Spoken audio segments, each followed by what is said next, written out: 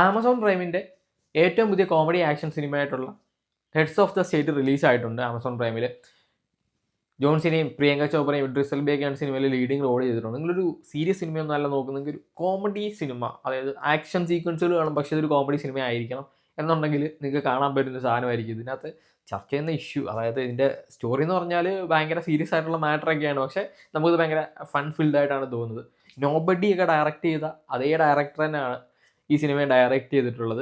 കുറേ അധികം ഫൺ സാധനങ്ങളുണ്ട്. ഈ ജോൺ സിനയും ഇദ്രിസ് എൽബയും കൂടെയുള്ള കുറേ ഇവരെ രണ്ടുപേരെയും കോൺസെൻട്രേറ്റ് ചെയ്താണ് ഈ സിനിമ പോകുന്നത്. പക്ക ആക്ഷൻ സാധനങ്ങളൊക്കെ ഉണ്ട്. അപ്പം സംഭവം എന്താണെന്ന് വെച്ച് കഴിഞ്ഞാൽ പേരിൽ തന്നെ ഉണ്ട് രണ്ടുപേരും.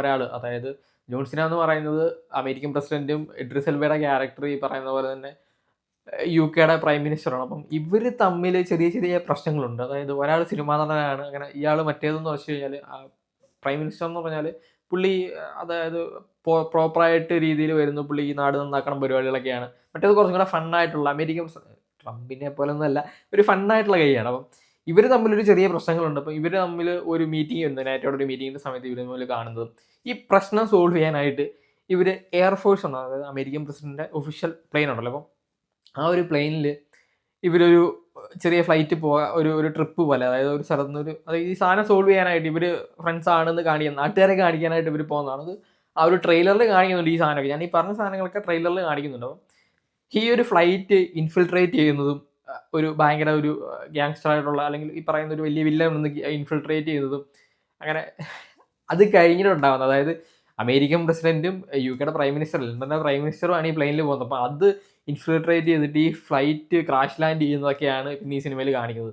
പിന്നെ എന്ത് സംഭവിക്കും, അതായത് ലോകം മൊത്തം വിചാരിക്കുന്നത് ഇവർ രണ്ടുപേരും, അമേരിക്കൻ പ്രസിഡന്റും UK പ്രൈം മിനിസ്റ്ററും തട്ടിപ്പോയെന്ന് വിചാരിക്കുന്നു. പിന്നെ ഇവിടെ നടക്കുന്നത് എന്താണ് എന്നുള്ളതാണ്. പക്ഷെ ഇവർ തിരിച്ചു വരുന്നത് എങ്ങനെയാണ്, ഇവർ ഈ പ്രശ്നം എങ്ങനെ സോൾവ് ചെയ്യും, ആരാണ് ഇവരെ തേച്ചത് എന്നുള്ളത് കണ്ടുപിടിക്കണം, ആരാണ് ഇൻസൈഡിൽ വർക്ക് ചെയ്യുന്നത്. അതായത് എയർഫോഴ്സ് വണ്ണിൽ ഇൻഫിൽട്രേറ്റ് ചെയ്യാന്ന് വെച്ചാൽ ഒരു ഇൻസൈഡ് മാൻ കാണണമല്ലോ, അപ്പോൾ അതാരാണെന്ന് കണ്ടുപിടിക്കാനൊക്കെ ആയിട്ട് പോകുന്നതും. അപ്പോൾ പ്രിയങ്ക ചോപ്രയുടെ ക്യാരക്ടർ, പുള്ളിക്കാരി ഒരു വലിയ MI6 ഏജൻ്റാണ്. അപ്പം അങ്ങനെ പറഞ്ഞു പോകുന്നൊരു സാധനം. ഇപ്പോൾ ഇവർ മൂന്നുപേരും കൂടി ഒരു മിഷന് പോകുന്നതൊക്കെയാണ് ഈ സിനിമ കഥ പറഞ്ഞു പോകുന്നത്. കുറേ അധികം ഫൺ സാധനങ്ങളുണ്ട്.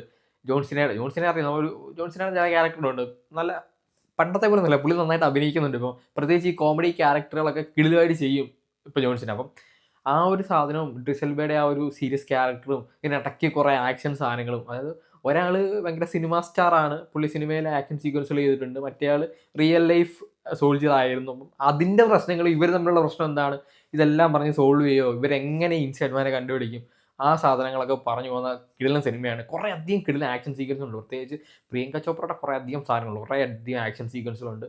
നൈസ് പടം എന്ന് വെച്ചാൽ നൈസ് പടം. നമ്മൾ ഇരുന്നിങ്ങനെ കാണും. ചില സ്ഥലങ്ങളിലൊക്കെ ചില മിസ്സിങ് എലമെൻസ് ഒക്കെ തോന്നുമെങ്കിലും ഈ കഥ പറയുന്നത്, അതായത് കഥ പറയുന്ന കുറച്ച് സ്ഥലങ്ങളൊക്കെ ഉണ്ട്, അവിടെയൊക്കെ എന്ന് വെച്ച് കഴിഞ്ഞാൽ ഭയങ്കര കോമഡി രീതിയിലാണ് ഇവർ പറഞ്ഞു പോകുന്നത്. പക്ഷേ നമുക്ക് ഒട്ടും ബോറിംഗ് ആയിട്ട് ഫീൽ ചെയ്യില്ല ഈ സിനിമ കാണുന്ന സമയത്ത്. നമുക്ക് ഓക്കെ നമുക്ക് പ്രത്യേകിച്ച് ലോജിക്കൽ സംഭവങ്ങളെ പറ്റിയിട്ട് നമ്മൾ ചിന്തിക്കത്തേ ഇല്ല ഈ സിനിമ കാണുന്ന സമയത്ത്. അങ്ങനെയാണ് ഈ സാധനം സെറ്റ് വെച്ചിട്ടുള്ളത്. എവിടെയും ചിന്തിക്കത്തില്ല എന്ന് വെച്ചാൽ എവിടെ ലോജിക്കലി ഒട്ടും കറക്റ്റ് ആവാത്ത കുറേ സാധനങ്ങളുണ്ട്. പക്ഷെ നമുക്കതൊരു ഇതിൻ്റെ ഒരു ഫോൾട്ടായിട്ട് ഫീൽ ചെയ്യില്ല ഈ സിനിമ കാണുന്ന സമയത്ത്. അത് നമ്മൾ എൻജോയ് ചെയ്ത് കാണും. അതേപോലെ ഇങ്ങനെ എൻജോയ് ചെയ്ത് നിങ്ങൾക്ക് കുറേ ടൈം സ്പെൻഡ് ചെയ്യണം, ഭയങ്കര രീതിയിൽ എൻജോയ് ചെയ്ത് കാണണം എന്നൊക്കെ ഉണ്ടെന്നുണ്ടെങ്കിൽ നിങ്ങൾക്ക് ഉറപ്പായിട്ടും കാണാൻ പറ്റുന്ന സിനിമയായിരിക്കും ഹെഡ്സ് ഓഫ് ദ സ്റ്റേറ്റ്. ഇപ്പം തന്നെ പോയി കാണുക. കൂടുതൽ സ്പോയിലറൊന്നും ഞാൻ സ്പോയിലർ അധികം പറഞ്ഞിട്ടില്ലെന്നാണ് എനിക്ക് തോന്നുന്നത്. ഇതൊന്നും അല്ല സ്പോയിലർ എന്ന് പറഞ്ഞാൽ മെയിൻ സാധനങ്ങൾ ഇതിനകത്തുണ്ട്. ഞാൻ ട്രെയിലറിൽ കണ്ട സാധനം മാത്രമേ പറഞ്ഞിട്ടുള്ളൂ. പിന്നെ ഞാൻ കഥ പറഞ്ഞു എന്ന് പറയില്ല, ഇതൊന്നും അല്ല കഥയൊക്കെ വേറെ ലെവലിലാണ് ഇതിനകത്ത് പോകുന്നത്. അപ്പം ഇതാണ് സിനിമ എന്ന് പറയുന്നത്.